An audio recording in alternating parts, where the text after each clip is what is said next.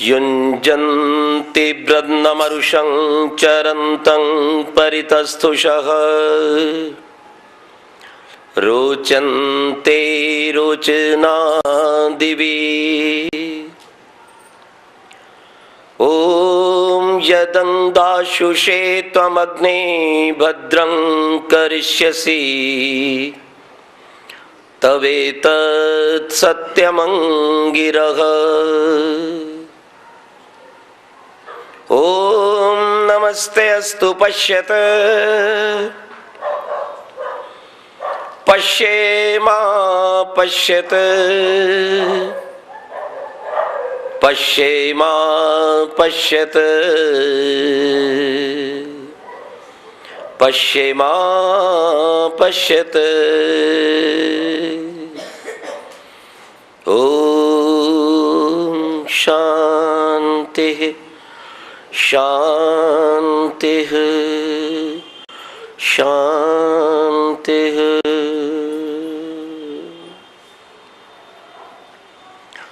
उपस्थित शुद्ध पवित्र आत्माओं, परम पिता परमात्मा की अपार कृपा से इस मानव जन्म को सफल करने के लिए, महान बनाने के लिए और जीवन के महान लक्ष्य को प्राप्त करने के लिए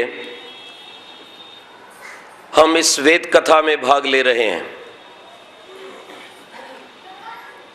संसार में जितने भी प्राणी हैं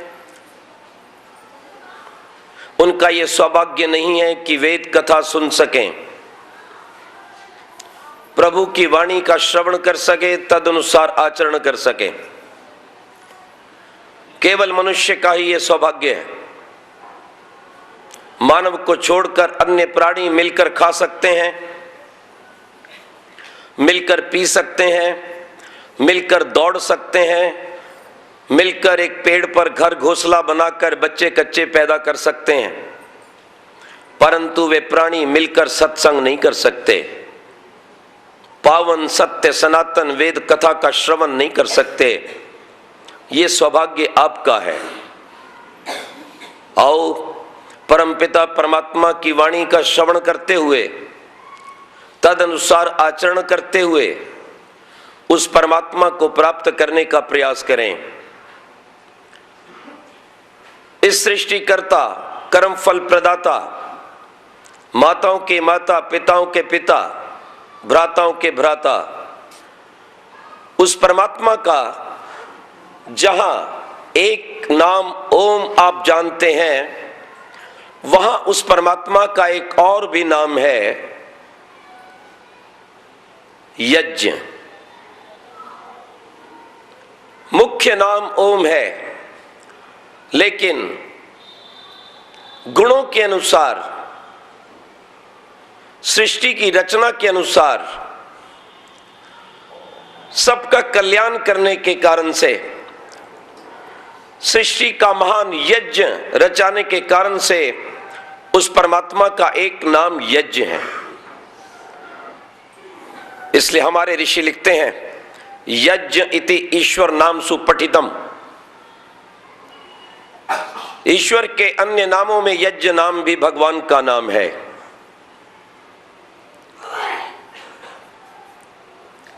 यज्ञेन यज्ञमयंत देवः, यह वेद का वचन है। यज्ञेन, यज्ञ के द्वारा, यज्ञ कर्मों के द्वारा, यज्ञ जीवन के द्वारा, यज्ञम, यज्ञ को अयजंत सिद्ध करते हैं, प्राप्त करते हैं, यजन करते हैं। 3 बार यज्ञ शब्द आया है और तीनों स्थानों पर प्रत्येक शब्द का अर्थ पृथक पृथक है। पहले स्थान पर यज्ञ का अर्थ है त्याग भाव से, श्रद्धा पूर्वक ईश्वर की आज्ञा अनुसार श्रेष्ठ कर्म करना, जीवन के प्रत्येक अंग और प्रत्यंग से यज्ञ करना। दूसरे स्थान पर यज्ञम का अर्थ है उस भगवान को जो यज्ञ रूप है। तीसरे स्थान पर यजंत का अर्थ है उसे सिद्ध करना। देव पूजा यज धातु पठित है, उससे यज्ञ शब्द की व्युत्पत्ति होती है। वह है उसे प्राप्त करना, पूजा करना। यदि भगवान की सच्ची पूजा करना चाहते हैं, यदि उसे प्राप्त करना चाहते हैं, तो यज्ञ से अधिक श्रेष्ठ संसार में कोई कर्म नहीं है। यज्ञों में श्रेष्ठतम कर्म। भगवान जितना यज्ञ से आपको प्रसन्न करते हैं, उतनी और कोई क्रिया नहीं। होता है सारे विश्व का कल्याण यज्ञ से, जल्दी प्रसन्न करते हैं भगवान यज्ञ से। थोड़ा सा मैंने परिवर्तन किया था, जल्दी प्रसन्न होते हैं। मैं कहा भगवान तो कभी दुखी नहीं होते, भगवान तो कभी पीड़ित नहीं होते, भगवान तो कभी अप्रसन्न नहीं होते, तो प्रसन्न कैसे करेंगे? और हम उन्हें प्रसन्न करेंगे? हम कौन होते हैं प्रसन्न करने वाले? हम तो उनसे सदा प्रसन्नता की याचना करते हैं, प्रसन्नता की भीख मांगते हैं। प्रभु आप तीनों कालों में प्रसन्न हैं, आनंदित हैं।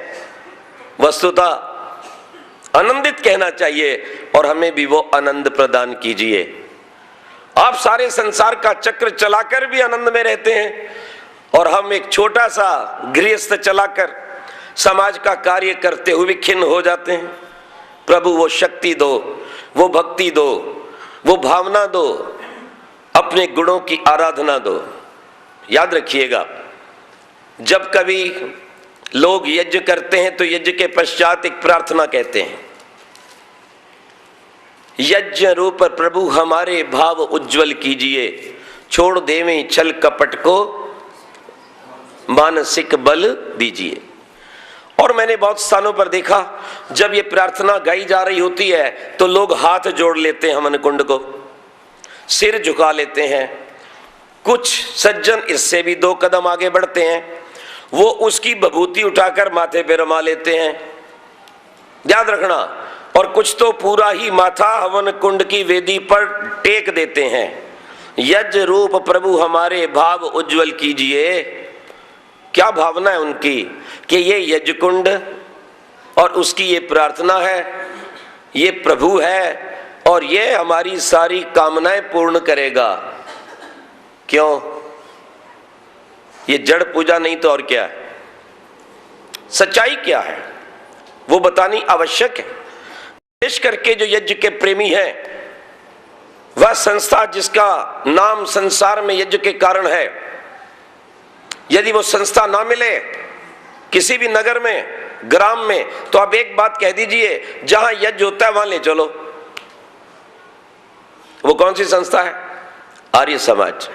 कहीं आर्य समाज ना मिलता हो, ये कहिए जहां यज्ञ करते हैं लोग, जहां यज्ञ होता है या प्रतिदिन होता है, साप्ताहिक होता है, वहां ले चलो। आपको रिक्शा वाला, स्कूटर वाला सीधा आर्य समाज में ले चलेगा, और वैसे आपका पहुंचना कठिन है ऐसे स्थान पर। परंतु ये बात समझ लीजिए, यज्ञ रूप प्रभु हमारे भाव उज्जवल कीजिए, ये हवन कुंड ये प्रभु नहीं है, ये प्रार्थना भी इसकी नहीं है। और सच पूछो तो प्रार्थना की ये यज्ञ की, भौतिक यज्ञ की नहीं है। किसकी है? ये यज्ञ स्वरूप परमेश्वर की प्रार्थना है, जिसने इस महान यज्ञ को रचाया है और जिसकी अपार कृपा से हम ये छोटा सा यज्ञ कर पा रहे हैं। ध्यान देना, क्योंकि यज्ञ नाम भगवान का है और ये प्रार्थना वस्तुतः भौतिक नहीं, आध्यात्मिक है। इस यज्ञ कुंड की और यज्ञ की नहीं, ये ईश्वर की है। प्रार्थना अनिवार्य नहीं है यज्ञ करने वालों के लिए। आप गा सकते हैं, लेकिन आंखें बंद करके, हाथ को बंद करके, जोड़कर, हाथ को जोड़ने का मतलब ये नहीं कि उसको प्रणाम कर रहे हैं, जोड़ने का मतलब है कि हाथ चंचलता को छोड़ दे, इतनी सी बात है। इसलिए हाथों को बंद कर लीजिए, आंखों को बंद कर लीजिए और अपने हृदय में परमात्मा को मानकर, जानकर तब ये प्रार्थना कीजिए, विचार कीजिएगा। इसलिए यज्ञ रूप प्रभु हमारे भगवान है, सर्वव्यापक निराकार सच्चिदानंद है। यदि भगवान स्वयं यज्ञ हैं तो हम कैसे पाएंगे? हमारा कल्याण कैसे संभव होगा? तभी संभव होगा जब हम भी अपने जीवन को यज्ञमय बनाएंगे। और कोई उपाय नहीं है। जिससे आप मित्रता करना चाहते हैं जिसके आप प्रिय बनना चाहते हैं, जिसके प्यार को लेना चाहते हैं, विश्वास को प्राप्त करना चाहते हैं, वो तभी संभव है जब आप उसके गुणों के युक्त हो जाते हैं। यदि हमारे और उसके गुण मिलेंगे तो मित्रता चलेगी। यदि हमारे सामने वाले के साथ गुण नहीं मिलते, हम अपनी मनमर्जी में लगे हुए हैं, हम अपने स्वार्थ के लिए जीते खाते पीते मरते, बच्चे कच्चे को पालते और सारा बुढ़ापा घर में ही एडिया रगड़ कर समाप्त कर देते हैं, तो परमात्मा बहुत जन्म दूर है, कोसों दूर नहीं। वो कोसों दूर होता ही नहीं, वो सदा साथ रहता है, क्योंकि वो सर्वव्यापक निराकार घटघटवासी है। लेकिन ये कहूंगा वो अनेक जन्मों तक नहीं मिलेगा, कितना भी चिल्ला लेना आप। क्यों? भगवान क्या अंधा बहरा गूंगा है? क्या भगवान को नहीं दिखता? हम क्या कर रहे हैं? सब कुछ दिखाई देता है भगवान को। हम क्या बोलते हैं, हम क्या देखते हैं, हम क्या सुनते हैं, मस्तिष्क में कैसे विचार रखते हैं, हृदय में कितनी श्रद्धा है उस पर भगवान के प्रति, क्या खाते हैं, कितनों को खाते हैं, कितनों का लाशें मांस खाते हैं, कितनों का धन हम हड़प जाते हैं, इन पैरों को कहां लेकर जाते हैं, किस काम के लिए लेके जाते हैं? क्या भगवान नहीं जानता? जानता है ना। तो जब वो भगवान जानता है, सर्वज्ञ है, सर्वव्यापक है, तो हमारी प्रत्येक क्रिया को जानता है। वो तभी हमारी प्रार्थना सुनकर हमारे जीवन के अंदर आनंद देगा, सुख और शांति देगा, सब प्रकार के आवश्यक ऐश्वर्य देगा, जब वो जान लेगा कि हाँ, जिसे मैं देना चाहता हूं ये भी यज्ञीय प्राणी है। भगवान यज्ञ रूप है। हमें अपने जीवन में सभी इंद्रियों से सदा यज्ञ करना चाहिए। इसकी बहुत सुंदर प्रेरणा हमारे ऋग्वेद के अंदर आई है, ध्यान से सुनेंगे। ओम यज्ञस्य चक्षु प्रभृतिर मुखं च वाचा श्रोत्रेण मनसा जुहोमि इमं यज्ञं विततं विश्वकर्मणा देवा यन्तु सुमनस्य मानः। अर्थात इस जीवन रूपी यज्ञ को, संसार रूपी यज्ञ को उस महान विश्वकर्मा ने स्थापित किया है, व्यवस्थित किया है, इसका ताना बाना बुना है। याद रखना, इस सारा यज्ञ जो आपको दिखाई देता है, जो सुंदर संसार की रचना दिखाई देती है, जो अपना शरीर दिखाई देता है, इस सारी शरीर की रचना करने वाला, संसार की व्यवस्थित सुंदर आकर्षक रचना करने वाला और कोई नहीं है, वो महान यज्ञ रूप भगवान है। उस भगवान ने, जिसका नाम वेद के इस मंत्र में विश्वकर्मा रहा कहा है, विश्व विश्वस्य कर्मणा, कर्ता, जो सारे विश्व का कर्ता है, विश्व का निर्माता है, विश्व का बनाने वाला है। ध्यान दीजिएगा, एक विश्वकर्मा नाम के ऋषि भी हुए हैं, जो मैं समझता हूं इस पृथ्वी के पहले बहुत बड़े इंजीनियर थे। उसका इतिहास आपको मिल सकता है, विद्वानों के ग्रंथ पढ़ेंगे तो। वो भी विश्वकर्मा थे। संसार में जितनी टेक्नोलॉजी, जितना मैकेनिज्म, जितने कला कौशल, जितने कलपुर्जे चले हैं पूरे विश्व में, उनके मूल निर्माता वो विश्वकर्मा ऋषि थे। वो पहले संसार के उच्च कोटि के वैज्ञानिक थे, इंजीनियर थे कहना चाहिए। उनका नाम विश्वकर्मा है, पर इस मंत्र में उस विश्वकर्मा की चर्चा नहीं है। आप कहेंगे यहां भी विश्वकर्मा लिखा है। वेद भगवान की वाणी है और इतिहास से रहित है। क्यों? ये इतिहास से पूर्व है। अभी इतिहास शुरू ही नहीं हुआ था जब ये वाणी हो गई। इतिहास, इतिहास, इतिहास कब बनता है? जब कोई घटना घट जाती है, उसके बाद वो लिखा जाता है, उसको इतिहास कहते हैं। यहां तो जगत प्रारंभ हुआ है और उस प्रारंभिक जगत के अंदर भगवान ने आज से 2 वर्ष पूर्व वेद का ज्ञान दिया है? तो फिर इसमें इतिहास कहां संभव हो सकता है? ये प्राक इतिहास की बात है, इसमें इतिहास की कोई भावना नहीं है। इतिहास मिलेगा लौकिक ग्रंथों में, धर्म में इतिहास नहीं, मजहब ग्रंथों में इतिहास है।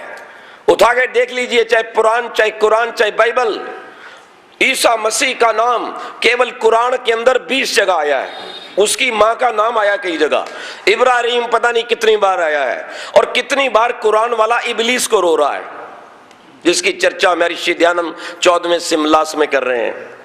क्योंकि इबलीस ने गुमराह कर दिया था, किसको? आदम और हवा को। अल्लाह ने कहा इस पेड़ के फल ना खाना, इबलीस ने उकसा दिया और इन्होंने खा लिए। खाने होने के बाद एक दूसरे को देखने लगे, नग्नता देखने लगे। अब अल्लाह ने उन्हें वहां से निकाल दिया। तो बोलो अल्लाह बड़ा कि इबलीस?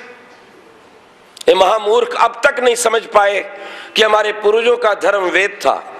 याद रखना, पूरा इतिहास से भरा पड़ा है कुरान चप्पे चप्पे पे, और मूर्खता पूर्ण बातें इन सभी ग्रंथों में, और इसीलिए आज इस धरती की बर्बादी हो रही है और यज्ञ के स्थान पर राक्षसीय वातावरण बना हुआ है।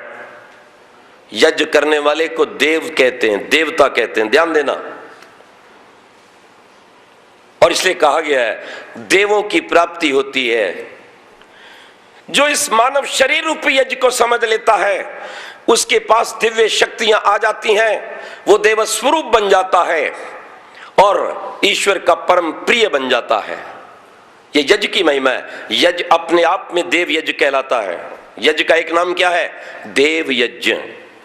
हवन भी कहते हैं, सत्र भी कहते हैं, और एक आर्ष नाम हमारे वैदिक व्याकरण के अनुसार यज्ञ का अध्वर है। ध्वर्ति इति हिंसा कर्म तस्य प्रतिषेध अध्वर। तो देव दयानंद ने कहा जिस यज्ञ का नाम अध्वर है, अर्थात जो हिंसा से रहित है, महामूर्खो उसके अंदर बलि देते हो।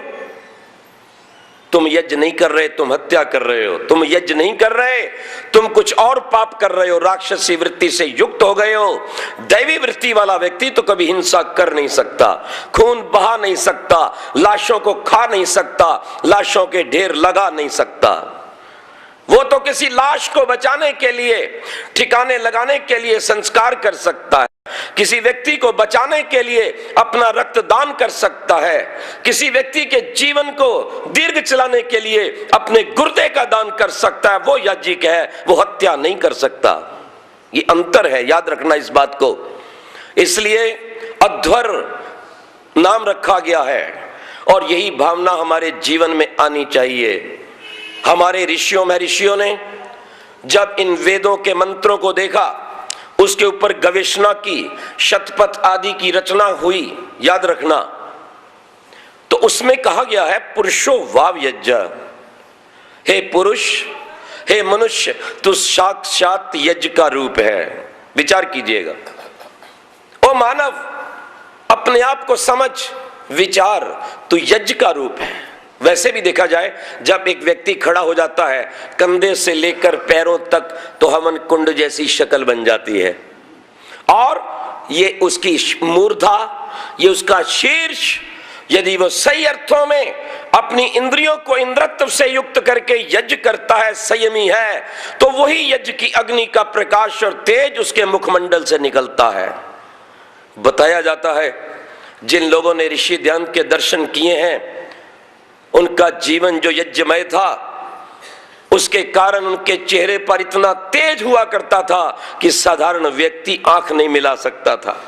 बड़े बड़े व्यक्ति उनके प्रवचनों को सुनकर यदि किसी बात की शंका रखते थे, हृदय में कोई प्रश्न उत्पन्न होता था, तो सोचते थे चलो जाकर ऋषि ध्यान से पूछेंगे, पर जैसे ही समीप आते थे सब कुछ भूल जाते थे और चरण छूकर चले जाते थे। महाराज, शंकाएं तो बहुत थी, पर आपके दर्शन मात्र से निर्मूल हो गई, पता नहीं क्या हुआ, मैं बिल्कुल संतुष्ट हूं। एक तेजस्वी व्यक्ति का, एक यज्ञ पुरुष का, याद रखना, यह स्वरूप होता है। मैंने बहुत से गृहस्थ देखे हैं, ब्रह्मचारियों की बात तो और है, मैंने सदगृहस्थ भी ऐसे देखे हैं जो प्रतिदिन श्रद्धा पूर्वक यज्ञ करते हैं, जीवन में संयम को धारण करते हैं, विधिवत अपने बच्चों का पालन करते हैं, और जो कुछ यज्ञ में पवित्र पदार्थ डालते हैं वैसा ही खाते हैं। इसीलिए तो हमारे यहाँ बलिवेश्वदि यज्ञ का विधान है। क्यों? ये हमारे यज्ञ का एक भाग, जिसे बलिवेश्वदि यज्ञ कहा गया है, एक लेबोरेटरी टेस्ट है हमारे भोजन का। कि आर्य कैसा भोजन खाए जो अपने कुंड में डाल सके, और जितना सात्विक वो डालेगा उतना सतोगुणी बनेगा, और जितना सतोगुणी पदार्थ खाएगा उतना तेजस्वी बनेगा, और जितना तीक्ष्ण पदार्थ खाएगा उतना ही उसका चेहरा मुरझाएगा। बहुत से बच्चे, बहुत से युवक आते हैं, आचार्य जी आप कौन सा साबुन लगाते हो, कौन सी क्रीम लगाते हो? मैंने कहा भाई मैं तो कई दिनों तक साबुन नहीं लगाता, कभी शेव करनी होती है तो कोई भी साबुन मिलता है तो लगाता हूं। पर एक बात मैं तुम्हें बता देना चाहता हूं, सुंदरता केवल साबुन, करीम, तेल मालिश से और नाई के पास खाल खिंचवाने से नहीं आती है। सुंदरता बाहर की वस्तु नहीं है, सुंदरता भीतर की वस्तु है।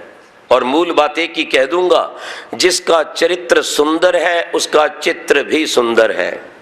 और एक बात सुन लीजिए, जो ज्यादा तेज खाएगा उसका तेज चला जाएगा। जितनी तेज मिर्ची, जितना तेज गर्मा गर्म पदार्थ, जितनी अधिक तेज मात्रा में नमक, जितनी तेज खटाई और चरचरी चीजें खाओगे आपके जीवन के तेज को नष्ट करती चली जाएगी, काट देती तेज को।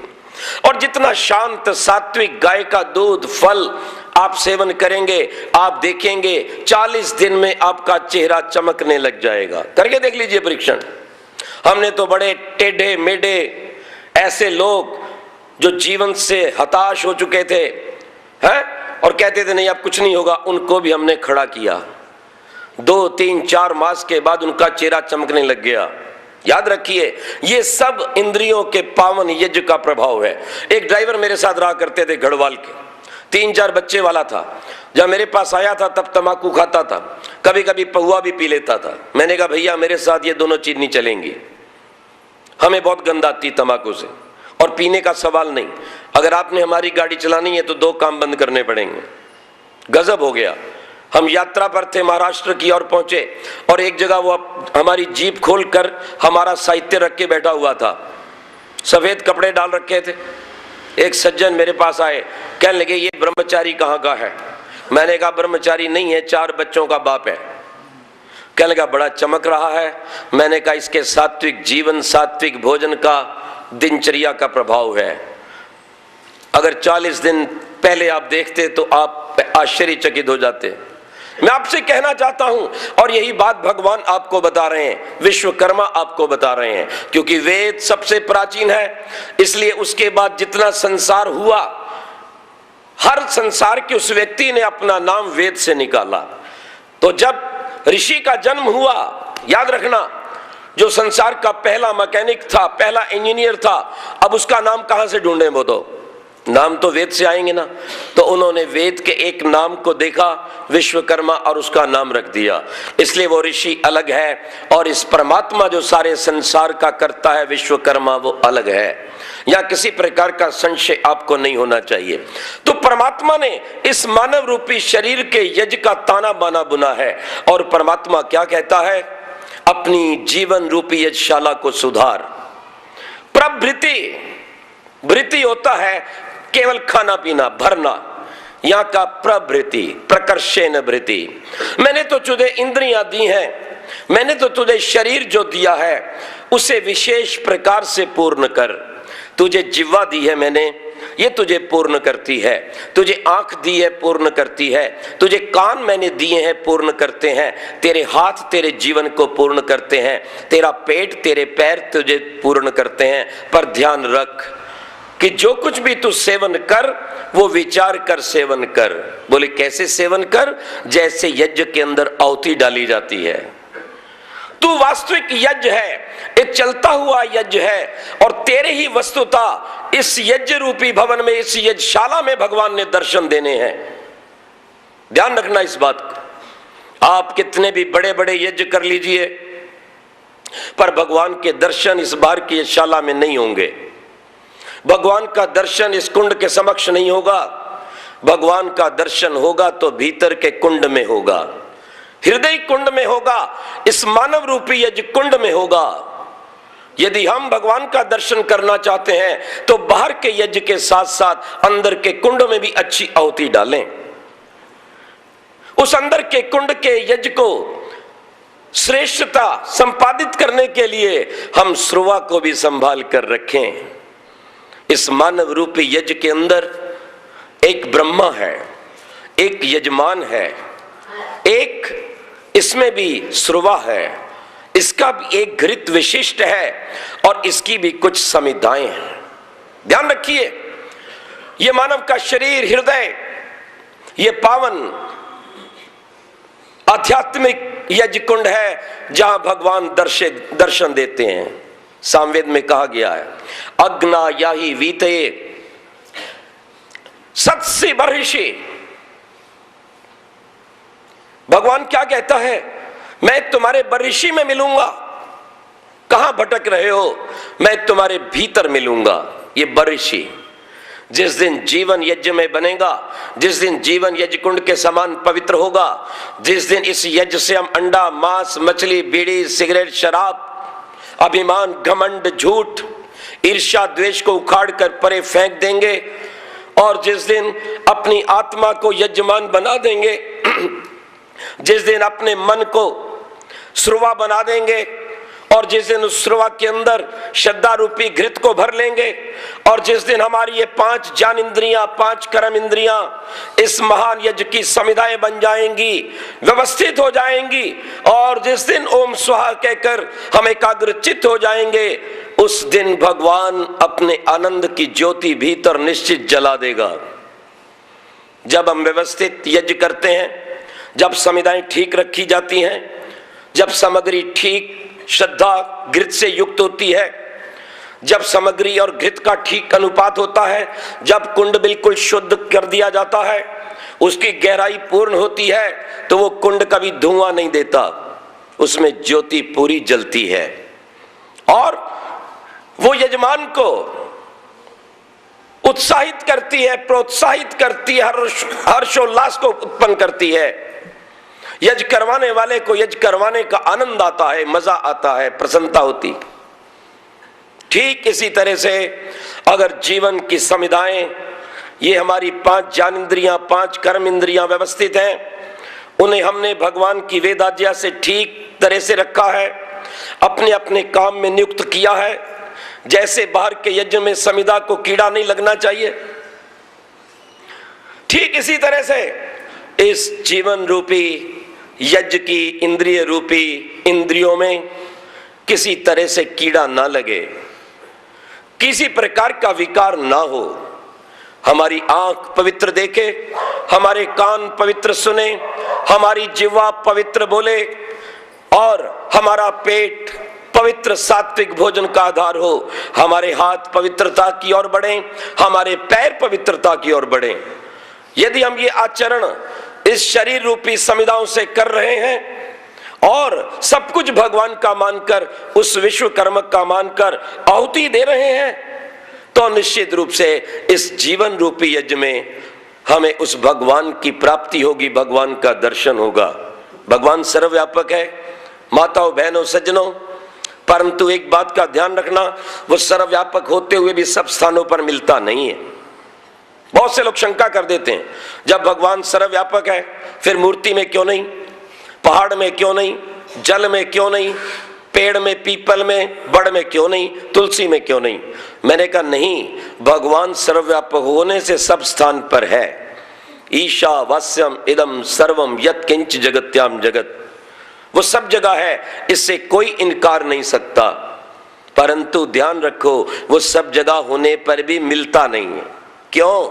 क्योंकि आत्मा हमारे शरीर में है, आत्मा हृदय की गुहा में इस पावन यज्ञ कुंड में विराजमान है आत्मा, और परमात्मा जिसको हम चाहते हैं उसको बाहर देखते हैं।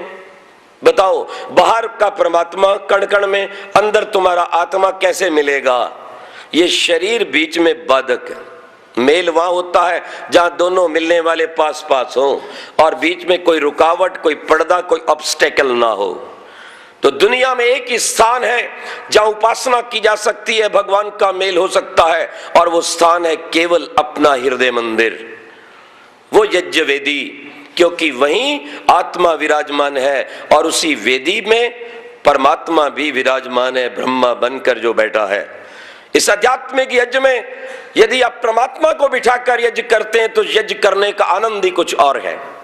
मैं तो ये भी कहा करता हूं, अगर आप ये बाहर का भौतिक यज्ञ करते हुए भी यज्ञ करने से पूर्व यज्ञ करते हुए ये विचार कर लें कि मेरी प्रत्येक आहुति को, मेरे प्रत्येक मंत्र को भगवान यहां जो उपस्थित हैं वो देख रहे हैं, मैं उस भगवान की अपार कृपा से यज्ञ कर रहा हूं।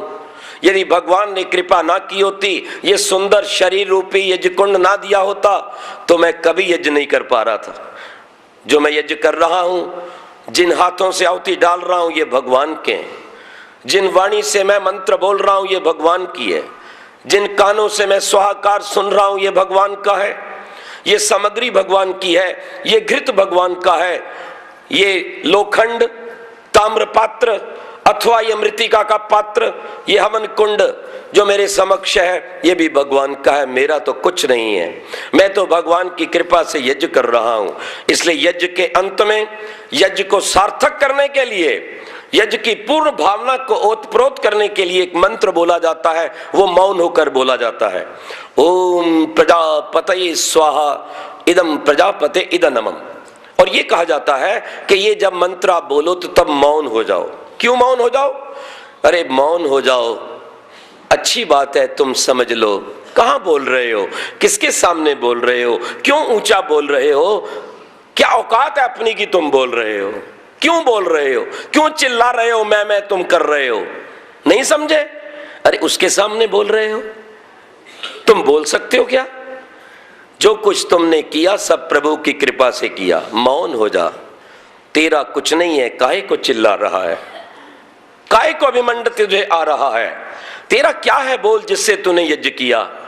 थोड़ी देर के लिए सच्चा यजमान सोच लेता है, बात तो बिल्कुल ठीक है, वाणी मेरी नहीं, सामग्री मेरी नहीं, घृत मेरा नहीं, समिधा मेरी नहीं, कुंड भी मेरा नहीं है, अरे जीवन ही मेरा नहीं है, ये उस विश्वकर्मा द्वारा प्रदत्त है, संसार के रचयिता द्वारा ये प्रदत्त है। इसलिए मौन हो जाता है, प्रभु मैं क्या कहूं, मेरा कुछ नहीं है, सब कुछ तेरा है, प्रजापते स्वाहा।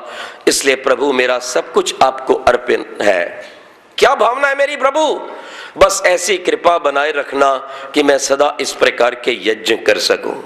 ये भावना है, ये समर्पण है, ये समाधि के लिए संसार का सबसे छोटा मार्ग है। समाधि सिद्धि ईश्वर प्रणिधानात्। आचार्य पतंजलि लिखते हैं योग दर्शन में, समाधि सिद्धि ईश्वर प्रणिधानात्। अगर समाधि को सिद्ध करना चाहते हो, ईश्वर प्रणिधान से युक्त हो जाओ। तपस्वाध्याय ईश्वर प्रणिधानी क्रिया योगा। अगर क्रियात्मक योग करना चाहते हो तो अपने जीवन का समर्पण कर दो। और इससे भी छोटा सूत्र एक योग के अंदर, ईश्वर प्रणिधानात्वा। लोग कहते हैं ना, कोई शॉर्टकट रास्ता बता दो भगवान के आनंद का, भक्ति का, इससे छोटा कोई रास्ता नहीं है। क्या रास्ता है? ईश्वर प्रणिधान। जो कुछ आपके पास है बस ईश्वर के समर्पित कर दो और ईश्वर की आज्ञा से उसे चलाना प्रारंभ कर दो। ईश्वर की आज्ञा से प्रत्येक इंद्रिय से यज्ञ करना शुरू कर दो, तो समाधि की सिद्धि हो जाएगी, भगवान का आशीर्वाद मिलेगा, भगवान का साक्षात्कार हो जाएगा, भगवान का दर्शन हो जाएगा। दर्शन का अर्थ देखना नहीं है, दृश्यो अनालोचने। दर्शन का अर्थ है अनुभव करना। देखो ये बड़ा मीठा बोल रहा है, देखो कितनी अच्छी सुगंध है। क्यों सुगंध दिखाई देती क्या? नहीं। फिर क्यों कहा देखो? देखो ये बड़ा अच्छा बोल रहा है, क्यों कहा देखो? आवाज क्या देखने की चीज है? नहीं।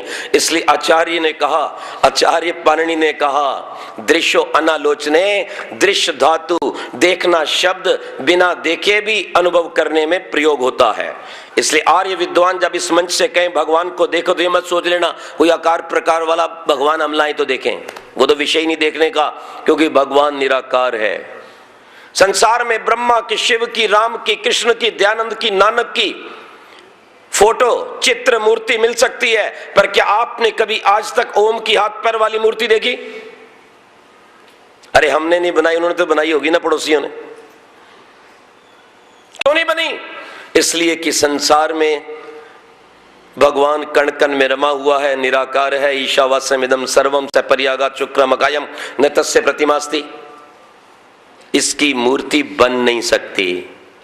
इसलिए आर्यों ने तो क्या, पौराणिकों ने भी आज तक ओम की कोई हाथ पैर वाली मूर्ति किसी मंदिर में नहीं बन नहीं सकती। इसलिए जितने भी ऋषि महर्षि थे वो निराकार ओम का ही जप करते थे। सभी बैठे हुए हैं, चाहे ब्रह्मा है वो भी बैठे हुए हैं, जप कर रहे हैं, शिव जी भी बैठे हुए जप कर रहे हैं, राम भी 14 वर्ष तक जंगल में जप योगाभ्यास करते रहे, और कृष्ण तो वैसे ही योगी थे। योगी किसे कहते हैं? जो योग करता है। किसका योग करता है? भगवान का योग करता है, वो भी जप कर रहे थे। याद रखना एक बात को, दयानंद ने भी उसी का योग किया। नानक का हाथ भी खड़ा देखेगा तो उस पे लिखा हुआ एक ओंकार।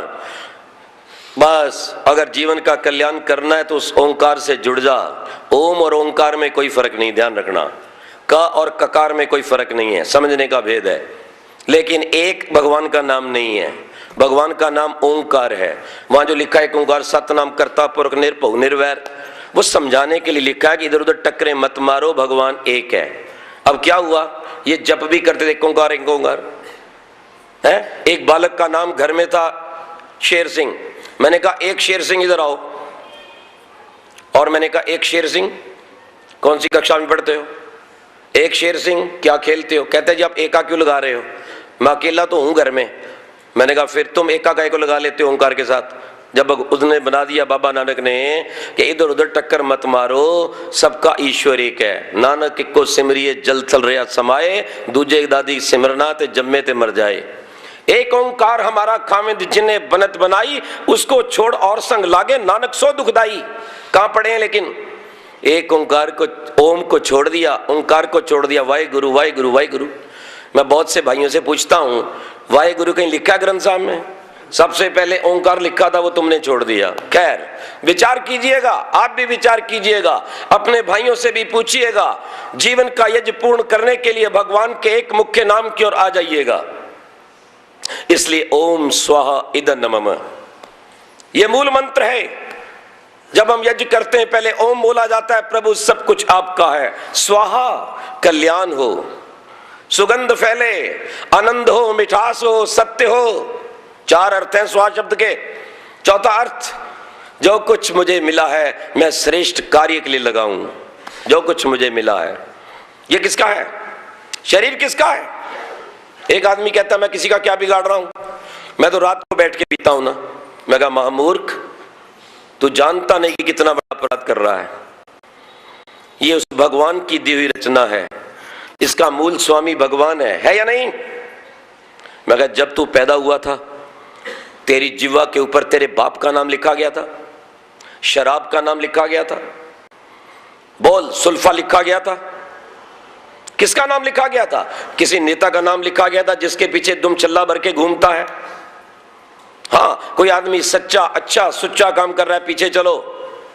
गलत काम दिखाई करता दे तो तुरंत बोलो। और दयानंद ये कहता है, अगर आपके समक्ष बुराई हो रही है, अत्याचार अन्याय हो रहा है, गौएं काटी जा रही हैं, आतंकवाद को बढ़ावा मिल रहा है, मुस्लिम तुष्टीकरण हो रहा है, तुम्हारे अधिकार छिन रहे हैं, और यदि तुम चुप हो तुम भी अत्याचारी हो। अत्याचार करने वाला उतना बड़ा पापी नहीं जो अत्याचार सहने वाला है। जब वो निरंतर अत्याचार सहता है तो अत्याचार करने वाले की और शक्ति बढ़ती है। याद रखना इस बात कर। मैंने कहा ये शरीर मेरे भाई तेरा नहीं है, भगवान का बनाया है, और तू यही अत्याचार कर रहा है कि भगवान ने श्रेष्ठ कर्मों के लिए तुझे जिह्वा दी थी, पेट भरने के लिए तुझे रस दिया था, तू लाशें खाने लग गया, अंडे खाने लग गया, मांस खाने लग गया, दूसरे प्राणियों का खून निचोड़ने लग गया, तो अत्याचारी नहीं है? भगवान की दी हुए तो इस मुंह को गंदा कर रहा है, झूठ बोल रहा है, अनाप शनाप बोल रहा है, चंद स्वार्थी पैसों के लिए, गद्दी के लिए तो दुष्टों के साथ हो जाता है, दुष्टों के साथ मिलकर नारे लगाता है। शर्म आनी चाहिए तुझे। तुझे भगवान कहां मिलेगा? तूने भगवान की दी हुई बुद्धा इस जीवा का दुरुपयोग किया है। अगर कानों से सच्चाई सुनकर भी तू नहीं बोला, किसी मां बहन की लुटती लाज को देखकर तू नहीं बोला, तो तूने अपने कानों से हत्या की है। तू याजिक नहीं है, तू जीवन रूपी संविधाओं को गंदगी में डाल रहा है। अगर तूने जीवन रूपी यज्ञ को समझा होता तो जब तेरे कान में चीत्कार की आवाज आई थी, कोई मारा जा रहा था, किसी के घर में चोरी डाका हो रही थी, कोई बहन बेटी बहू लूटी जा रही थी, किसी गाय पर कटारी चल रही थी, तुझे जब आवाज आई थी तेरे हाथ उठने चाहिए थे। तेरे काम नहीं काम आए यज्ञ के, तू राक्षस बन गया। जो दूसरों के लिए जीते हैं वो यज्ञ हैं, वो देव हैं। बहुत थोड़ा अंतर है राक्षस और रक्षक में, ध्यान रखना। रक्षक अपने जीवन की आहुति देकर दूसरे की रक्षा करता है, महातपस्वी शंकर की तरह, मर्यादा पुरुषोत्तम राम की तरह, योगेश्वर कृष्ण महान की तरह, उस दयानंद विश्व विख्यात सन्यासी की तरह, भगत सिंह बिस्मिल आजाद की तरह। वो अत्याचार को सहन नहीं करता, अपने जीवन की बाजी लगा देता है। क्यों? वो याज्ञिक है, उसने सुना है, इसलिए वो बोलता है, अत्याचार को रोकता है, पाप की पोल खोलता है। और यदि हमने कुछ भी सच्चाई सुनी और किसी का दुख दर्द अन्याय दूर करने के लिए जीवन नहीं लगाया तो समझ लेना आपने यज्ञ नहीं किया, हम राक्षस हो गए हैं। यजुर्वेद के दूसरे अध्याय में भगवान एक स्थान पर लिखते हैं, पोषाय रक्षसाम भागोसी। बहुत सुंदर मंत्र है, कस्त्वा विमुंचति सैत्वा विमुंचति कस्मैत्वा विमुंचति तस्मैत्वा विमुंचति। लेकिन अंतिम भाग की बात कह रहा हूं केवल कि जो अपने लिए जीता है, स्वार्थ के लिए जीता है, झूठ के लिए जीता है, गद्दी के लिए जीता है और अन्याय अत्याचार का मुकाबला नहीं करता, अपना पेट भरने के लिए जीता है, वो राक्षस है। अपने लिए जीने वाला राक्षस, दूसरों के लिए जीने वाला रक्षक, अपने लिए जीने वाला दानव है तो दूसरों के लिए जीने वाला देव है। भगवान कह रहा है तुम देव बनो, तुम्हारे में दिव्य गुणों का उदय हो। अगर हम यज्ञ कर रहे हैं और दिव्य गुणों का विकास हो रहा है तो जान लेना हमारा यज्ञ ठीक है। और यदि दिव्य गुणों का विकास नहीं हुआ, हमारा लोभ लालच शोषण ज्यादा बढ़ गया है, तो समझ लेना हमने जीवन का यज्ञ नहीं किया। आपने देवों और दानवों की कथा सुनी होगी कि दोनों कहते इंद्र के पास पहुंचे। इंद्र वस्तुतः राजा हुए हैं और हमारा ये जो स्थान था उत्तरांचल से ऊपर का, इसका नाम स्वर्ग था। यह स्वर्ग स्थान है, आकाश नहीं है। मूर्खों ने जाना नहीं, बाइबल कुरान आदि वालों ने इसलिए गप्पे लगाई और आज लड़खड़ा रहे हैं। लोग पूछते हैं तो उत्तर नहीं है। इंद्र की नगरी थी बकायदा यहां पर, वो स्वर्ग स्थान था जो त्रिविष्टप का क्षेत्र है, महाभारत को उठा के पढ़िए, जहां पर जाकर अर्जुन अस्त्र शस्त्र की विद्या सीख के आए थे। तो एक बार दानवों ने शिकायत की, महाराजा इंद्र आप सदा देवों को पहले स्थान देते हो, पहले निमंत्रण देते हो, हमें पश्चात देते हो। उन्होंने कहा कोई बात नहीं, शिकायत क्यों कर रहे हो, आज तुम्हें निमंत्रण दे देते हैं। इंद्र ने निमंत्रण दिया, पहले दानवों को निमंत्रण दिया और कहा इनको बढ़िया से बस बढ़िया वस्तु खिलानी है, आज तृप्त करना है, ये बहुत शिकायत करते हैं। सभी बैठ गए, एक पंक्ति में बिठा दिए गए, बढ़िया से बढ़िया भोजन परोस दिया गया। लेकिन इंद्र ने कहा आज भोजन करने के अंदर एक शर्त है। बोले फिर वही बात ना? बोले नहीं, केवल तुम्हारे लिए नहीं है, वो देवों के लिए भी है। बोले वो क्या शर्त है? आज तुम्हारे हाथ बांध दिए जाएंगे। याद रखना, दोनों हाथों पर खमचियां बांध दी गई ताकि हाथ ऐसे मुड़ ना सके और भोजन बहुत आलीशान परोस दिए गए। अब दानव सोचने लगे पेट कैसे भरें। दानव केवल अपने पेट की सोचता है।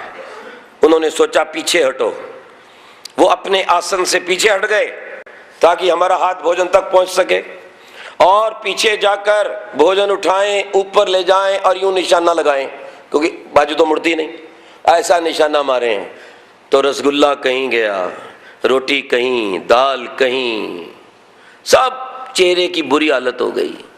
इंद्र ने देखा कैसी दुर्गति है, देखा दानवों की। जिनमें यज्ञीय भावना नहीं होती उनकी ये दुर्गति होती है। आप भी ध्यान से विचार लेना, जीवन में ढाल लेना। बड़े दुखी हुए दानव कि इंद्र ने हमारा अपमान किया है। खैर थोड़ा बहुत जितना भरा आखिर पशुओं की तरह खाने लगे, पशु बन गए। बोला ऐसे नहीं टपकता अंदर, सीधा मुंह मारा पत्तल में, लेकिन बड़े ही परेशान थे। खैर मुंह मां धो के आए, बोले हम देखेंगे आप देवों को कैसे खिलाते हो। बोले आप क्यों क्रोध में आ रहे हैं, जैसे आपको परोसा है वैसे ही उनको परोसना है।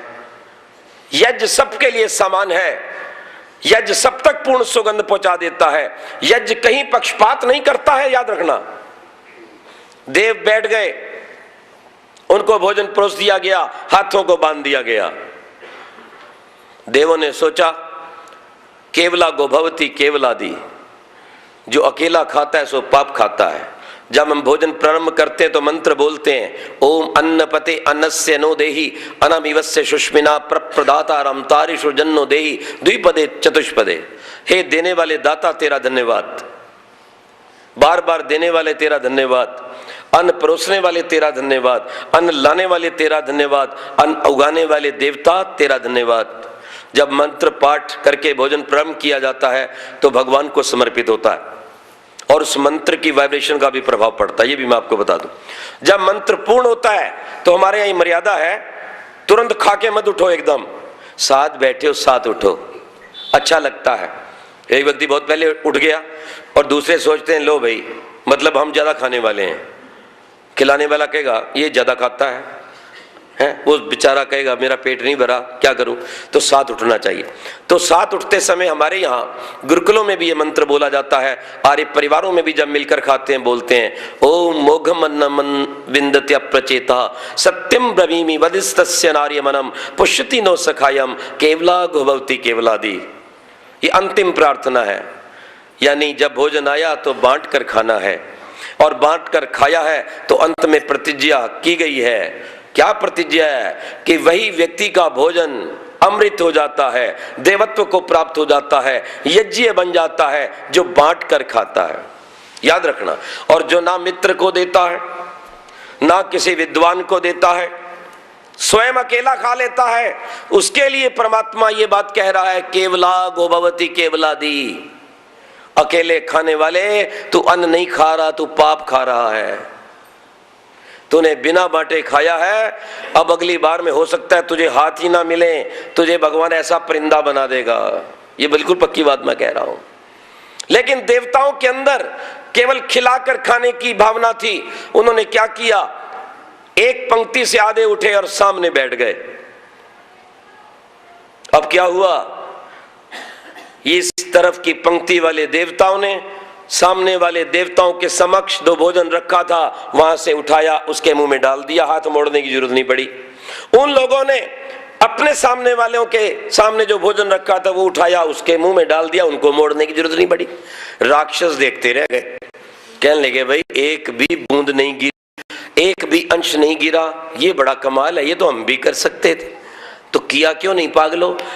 वो नहीं कर सकते जिनको अपने पेट की चिंता होती है। स्वार्थी व्यक्ति अंधा हो जाता है, कुछ नहीं दिखाई देता। ये अच्छी बातें उसके मस्तिष्क में आती हैं जो याज्ञिक बन जाता है, जो जान लेता है कि इस मानव रूपी शरीर का निर्माता भगवान है, ये आंख भी भगवान की है, कान भी भगवान के हैं, जिह्वा भी भगवान की है, हाथ पैर भगवान के हैं, ये भगवान की धरोहर है, मुझे भगवान का समझ कर प्रयोग करना है। वो अनेक पापों से बच जाता है, पाप हो भी जाए तो रुक जाता है, प्रायश्चित कर लेता है और जल्दी ही अपने पाप को रोकना बंद कर देता है। पर कौन बंद करता है, जो इस मानव रूपी यजुर्वेदी को भगवान का समझ लेता है। ये मुंह मेरा नहीं है, ये भगवान का है, मैं गालियां दे रहा हूं, ये जिह्वा मेरी नहीं है, भगवान की दी हुई है, मैं लाशें खा रहा हूं दूसरों की, गर्भ खा रहा हूं। अरे ये शरीर भगवान का है, ये आंख भगवान की है, मैं गंदा क्यों देख रहा हूं। ये कान भगवान के दिए हैं, मैं कानों से गंदा क्यों सुन रहा हूं। ये भगवान हाथ जो है भगवान ने दिए हैं, मैं हाथों से किसी को क्यों गिरा रहा हूं। सोचा करो, क्या अपने इन हाथों से कभी यज्ञ किया? क्या जिनके हाथ नहीं उनके कभी आप हाथ बने? जो हाथ ना होते हुए भोजन नहीं खा सकते, क्या आपने अपने हाथों से उनके मुंह में कभी भोजन डाला? जिनके अपने पैर नहीं, क्या उनके कभी पैर बने? विचार करना कि क्या आपने कभी पैरों से यज्ञ किया, क्या हाथों से यज्ञ किया? जिनकी आंखें भगवान ने नहीं दी, क्या उनके कभी आप आंख बने? विचारो, उस दिन आपका ये यज्ञ पूर्ण होगा और उस दिन निश्चित वो यज्ञ स्वरूप भगवान दर्शन देगा और कोई उपाय नहीं धरती पर। ये बाहर का यज्ञ जो हम करते हैं, ये भीतर के यज्ञ को प्रेरणा देने के लिए है। ये बाहर का यज्ञ का वायुमंडल जो हम पवित्र करते हैं, ये इस मानव रूपी महान यज्ञ को सुरक्षित रखने का साधन है, क्योंकि पर्यावरण प्रदूषित हो जाएगा तो इस महामूल्य, ये महान यज्ञ जो है उसका विनाश हो जाएगा और कोई व्यक्ति ना सेवा कर सकेगा ना साधना कर सकेगा। यदि शरीर रोगी हो जाएगा तो सेवा कैसी, परोपकार कैसा? और यदि अंतःकरण अपवित्र हो गया, अनेक रोगों का शिकार हो गया, तो दवाइयों की साधना, इंजेक्शन कैप्सूल की साधना और उपासना करेगा या भगवान की? रोगी व्यक्ति, पीड़ित व्यक्ति कहां भगवान का नाम ले सकता है? उसको तो क्षण क्षण में अपनी चिंता रहती है, कब डॉक्टर आएगा, कब इंजेक्शन लगाएगा, कब कोई मुझे उठाएगा, दवाई को खिलाएगा। याद रखो, इस यज्ञ के द्वारा उस यज्ञ रूप प्रभु का दर्शन हो सके, इस यज्ञ के द्वारा उस दर्शन से पूर्व इंद्रियों से यज्ञ होते हुए सेवा का कर्म हो सके, इसलिए बाहर का यज्ञ किया जाता है। उस बाहर के यज्ञ से भी अति आवश्यक भीतर का यज्ञ है।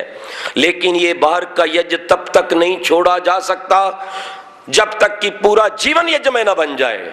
कभी आप मेरी बात सुनकर ये सोचो कि अंदर का यज्ञ करेंगे, बाहर के बिना अंदर का यज्ञ तब तक नहीं हो सकता जब तक आपके शरीर का एक एक अंश ईश्वर के लिए समर्पित नहीं हो सकता। वो समय कब आएगा? इसी जन्म में, हाँ, इसी जन्म में आ सकता है, यदि आपके अंदर वितृष्णा नहीं, पुत्रेष्णा नहीं, लोकेष्णा नहीं, जहां आप अपना कोई स्वामित्व नहीं। जिस दिन आपने अपने जीवन को प्रभु के लिए अर्पित करके संन्यास धारण कर लिया है, वेदानुसार आचरण कर रहे हैं, उस दिन हो सकता है आपको इस युद्ध से छुट्टी मिल जाए, पर उससे पहले छुट्टी नहीं मिल सकती। इसलिए गले के अंदर एक बंधन डाल दिया जाता है, जिसे ये जो पवित्र कहते हैं कि इस यज्ञ तक पहुंचने के लिए, भगवान के यज्ञ को सफल करने के लिए, संसार में यज्ञ के द्वारा सुगंध फैलाने के लिए मानव अपने आप को बलवान बना ताकि औरों का भार तो उठा सके। अपने बच्चे को तो हर कोई उठाता है, किसी अनाथ को कभी उठाया? अपने मलमूत्र से सने बच्चे को हर मां दुलार कर प्यार से साफ करके छाती लगाती। कभी दूसरे के मलमूत्र के सने बच्चे को कहीं फुटपाथ से उठाकर कभी हृदय से लगाया? याद रखो, क्या आपका हृदय यज्ञ कर रहा है? क्या आपके हाथ यज्ञ कर रहे हैं? क्या आपके कंधों में वो शक्ति है कि आपके पड़ोस में यदि कोई व्यक्ति रो रहा है, सहायता के लिए पीड़ित है, तो क्या आपकी भुजाएं काम आई हैं? यदि आपकी धरती माता आज पुकार रही है, तो क्या आप अपने जीवन को आहुत करेंगे? क्या आप सेवा के लिए केवल पैसा कमाना, घर का पोषण करना, इसको छोड़कर क्या समाज के लिए अपने हाथों को बढ़ाएंगे? विचार कीजिएगा इस बात को। ये वस्तुतः यज्ञ है, वो हृदय से होकर जाता है। सूत्र और कहता है, यज्ञ तभी सफल हुआ करता है जब तुम प्रत्येक काम हृदय से करते हो। ये नहीं बस इतनी अवधि डालनी है, बस बैठना है, हाजिरी लगानी है, बस जल्दी खत्म होना। क्या है, इतनी गर्मी के अंदर भी आग जला रखी है, पता नहीं कैसे कैसे लोग आ जाते हैं, बोलते हैं ना। लेकिन वो व्यक्ति जिसके हृदय में भगवान के प्रति श्रद्धा है, जो शरीर को यज्ञशाला मानता है और यज्ञ स्वरूप भगवान को पाना चाहता है, वो जानता है तपो द्वंद्व सैनम न अतपस्वी न योगा सिद्ध्यति।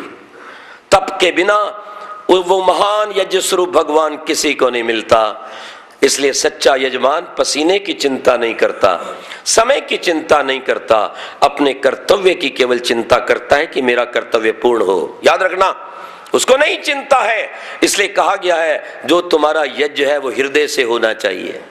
जब ओम बोलो तो ये भावना होनी चाहिए कि ओम यहाँ विराजमान है। मैं उसकी कृपा से यज्ञ कर रहा हूं। जब स्वाहा बोलो तो विचार करो क्या तुमने स्वाहाकार किया भी है कि नहीं। जब इदन्नमम का पाठ पढ़ो तो मस्तिष्क में यह विचार आ जाए कि क्या वस्तुतः मैं सब वस्तुओं को भगवान का समझकर और कार्य कर रहा हूं।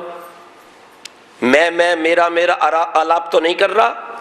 ये इदन्नमम का पाठ, इदन्नमम, प्रभु जो कुछ मैं दे रहा हूं, जो कुछ मैं सेवा कर रहा हूं, चाहे वो राष्ट्र की है, चाहे गाय की है, चाहे अनाथ की है, चाहे भारत भूमि की है, चाहे पड़ोसी की है, चाहे वृद्ध की है, चाहे धर्म की है, चाहे वेद की है, मेरा कुछ नहीं प्रभु, सब कुछ आपका है। एक छोटा सा दृष्टांत मैं आपको देना चाहूंगा। यहां पर व्यक्ति ये सोच लेता है कि जो कुछ है ये मेरा है और खर्च कर दूंगा तो उसमें मुझे घाटा आ जाएगा। याद रखना, ये व्यक्ति की बहुत बड़ी मूर्खता है। क्यों? ये धन को अपना समझता है इसलिए खर्च नहीं करता। पर परमात्मा वेद में क्या कहता है? अगर तू श्रेष्ठ कर्मों के लिए धन को लगाएगा, जीवन को लगाएगा, तो तेरा जीवन और शक्तिशाली होगा, तेरा धन और बढ़ेगा। और कहा गया वेद में, उतो रही प्रणतो न उपदस्यति। ओ मानव, ध्यान से सोच, वो तेरी रई, तेरा धन, तेरे शरीर की शक्ति जो तूने यज्ञ के लिए, देश धर्म के लिए लगाई है, नष्ट नहीं होगी, अपितु बढ़ेगी। ये भावना बनाओ। और इसलिए वेद ये भी कहता है, ना वा उदेवहा क्षुदमिद्वदम दधु। परमात्मा कहता है, मैंने भूख को मरने के लिए नहीं रखा, मैंने भूख को शक्ति बढ़ाने के लिए, भोजन को पचाकर यज्ञ में काम आने के लिए रखा है। यदि हमारे सामने कोई भूखा मरता है तो हमारा पाप है। क्यों? हम इस संसार के प्राणी हैं। यदि हमने अपने सामने भूखे मरते व्यक्ति को देखकर, कष्ट में पड़े व्यक्ति को देखकर अपनी सुविधाएं नहीं दी, तो याद रखना हम प्रभु से दूर चले गए, हम राक्षस बन गए। आगे भगवान एक स्थान पर और वेद में कहते हैं, तत् ओकः न अस्ति। वो घर घर नहीं है, वो शरीर शरीर नहीं है जिसके द्वारा कभी यज्ञ नहीं हुआ। बोले वो घर नहीं है। मैं तो कहा करता हूं पहले, घर को अंग्रेजी में होम कहते हैं। याद रखना, अंग्रेजी में होम कहते हैं और अपने यज्ञ को होम कहते हैं। बड़ी सुंदर बात है। जहां होम होता है वो होम है, नहीं तो शमशान है। आज से जीवन में धारण कर लेना, यदि घर को घर बनाना है तो यज्ञ करना बिल्कुल जरूरी है। और पैसों की चिंता ना करना, क्योंकि भगवान एक स्थान पर और कह रहे हैं, राया रथ्या चक्र इव ऊही। ये धन रथ के चक्र के समान एक स्थान पर नहीं रहते। आज धन तुम्हारे पास है, कल किसी और के पास है। प्रातः कल जाओगे ना रेगिस्तान की तरफ, बड़े बड़े टीले दिखाई देंगे, सायंकाल आओगे बिल्कुल साफ मिलेगा। ये धन की ये स्थिति है। चिंता ना कर, जो कुछ तेरे पास है भगवान का दिया हुआ है, उसको अधिक से अधिक दान कर, अपनी इंद्रियों से सेवा का भाव रख। अगर अज्ञानी को ज्ञान दिया तो तूने मस्तिष्क से यज्ञ किया है। यदि अन्याय अत्याचारी का मुकाबला करके अन्याय को समाप्त किया तो तूने हाथों से यज्ञ किया है। यदि भूखे को रोटी और कपड़ा दिया है तो जान लेना तूने अपने उदर से यज्ञ किया है। अगर सेवा की है तो तुमने हाथ और पैर से यज्ञ किया है। प्रतिदिन सोचो मैंने क्या यज्ञ किया। एक नास्तिक और एक याज्ञिक आर्य साथ रहते थे। हमेशा वो निंदा करता था, क्या घी जलाता रहता है 150 रुपए किलो का, मूर्ख आदमी, लोग भूखे मरते हैं, ये यज्ञ फूकता है। अचानक एक एक्सीडेंट हुआ, घर ताला था। पुलिस के लोग याज्ञिक के पास आए और पूछने लगे, महाशय जी एक एक्सीडेंट हो गया, एक बालक नौजवान, और उसके हमें पता मिला है आपका पड़ोसी वो घर में नहीं है। बोले एक्सीडेंट हो गया? ओह, उन्होंने कहा वो पड़ोसी का बच्चा है, वो कम्युनिस्ट था, एक लीडर था। बोले अच्छा क्या बात है, हमें बताओ ना। वो यज्ञ कर रहा था, तुरंत उठा और उसके साथ गाड़ी में बैठा और पहुंचा। उन्होंने कहा कहां है बालक? बोले जीवन और मृत्यु के बीच में है, कौन व्यवस्था करेगा, कौन रक्त देगा। उसने तुरंत अपने बेटों को फोन किया, सब काम छोड़ के आ जाओ। उन्होंने कहा डॉक्टर साहब ये मेरा पूरा परिवार खड़ा है, जल्दी से देखिए, ग्रुप को मिलाइए और खून दीजिए। उसके बेटे के साथ उसका खून मिल गया, उन्होंने खून दे दिया, बालक बच गया। थोड़ी देर के पश्चात जब वो पड़ोसी आया, उसको सूचना मिली कि बालक मृत्यु शैया पर है, भागा भागा हॉस्पिटल आया, लेकिन जब अंदर घुसा तो क्या देखा, बालक ठीक था। उस डॉक्टर ने कहा तुम बड़े सौभाग्यशाली हो, इतने अच्छे तुम्हारे पड़ोसी हैं, उस पड़ोसी के कारण तुम्हारे बच्चे की जान बच गई है। बोले वो कहाँ है? बोले बाहर बैठे हैं। ये बाहर बैठे को देखकर फिर अंदर चला गया, क्योंकि ये तो वो था जो यज्ञ करता था, इसका पक्का शत्रु नंबर 1 था। कहता है डॉक्टर साहब कौन सा पड़ोसी? बोले बाहर ही तो बैठे थे भी। बोले मैंने नहीं देखा। बोले मैं दिखाता हूं आओ। बोले ये पति पत्नी है। बोले ये? हाँ, इन्होंने अपने बेटे का खून देकर तुम्हारे बेटे को बचाया है। ओहो, ये है इदनमम की भावना, ये है स्वाहा की भावना, ये जीवन यज्ञ की भावना। आंखों से अश्रुधारा बह निकली, दोनों पति पत्नी झुक गए, चरणों को स्पर्श किया। अरे देव आर्य महाशय, हमें क्षमा कर दो, तुम्हारे यज्ञ को नहीं समझे थे, आज हमें पता चला कि तुम्हारा जीवन यज्ञ संसार के लिए है। काश हमारा जीवन दूसरे के यज्ञ का काम आ सके, हमारी इंद्रियां समिधा बन सके, हमारा मन एकाग्रचित होकर सुंदर मन बन सके, हमारी श्रद्धा हमारा घृत बन सके, हमारी आत्मा सुंदर यजमान बन सके, उस ब्रह्मा पर जो इस यज्ञ का ब्रह्मा है आध्यात्मिक यज्ञ कर सके। याद रखना, बहुत ही सुंदर किसी कवि ने कहा है, देश के हित जो कट जाए वो माथ मुझको दो, गरीबों को जो उठा ले वो हाथ मुझको दो, तड़प उठे देखकर पराई पीड़ा को, दिल वो दयानंद सा नाथ मुझको दो। हम भी जीवन में ऐसा यज्ञ करें कि आज जो समाज की आवश्यकता है उसको पूर्ण करें, ताकि प्रभु का दर्शन कर सकें। यज्ञेन यज्ञम अजंत देवा। ओम शांति शांति शांति।